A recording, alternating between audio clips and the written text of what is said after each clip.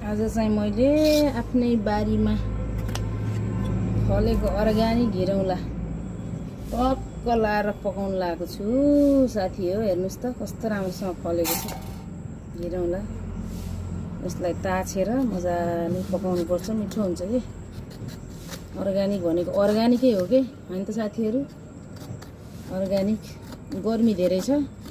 घिरौँलाको तरकारी टक्क यसमा आलु नमिसाइकन खाने विचार छ आज। मसला पिसेर मिठो हुन्छ के घिरौँला। मलाई एकदमै मन पर्छ के हैन साथीहरु। तपाईहरुलाई कतिको मन पर्छ प्रतिक्रिया दिनुस् है। कतिको मन पर्छ हजुरहरुलाई पनि घिरौँला।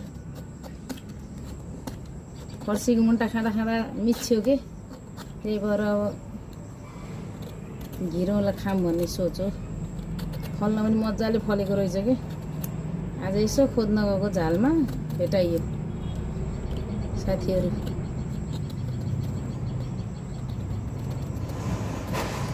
चट्ट लाग्यो। यसको बोक्रा चाहिँ अलि छिप्पे जस्तो छ। छिप्पे पनि यसलाई यो बोक्रा फालेर